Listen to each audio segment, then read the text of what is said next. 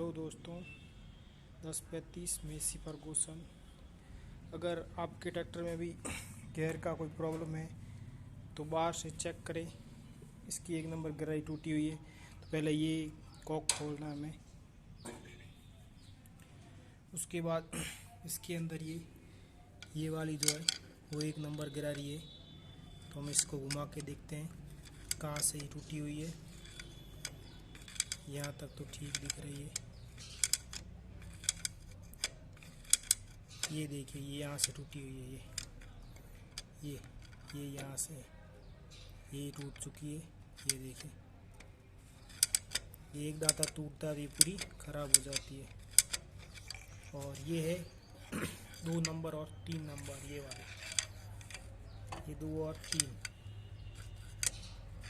और ये वाली है छोटी वाली, नीचे वाली है बैक वाली है।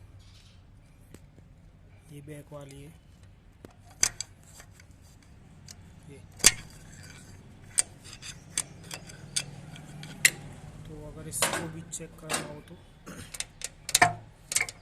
ये और ये हमने पीछे गियर खिसका दिया और हमें आगे खिसका दिया। अब हम इसको घुमाएंगे क्लच दबा के।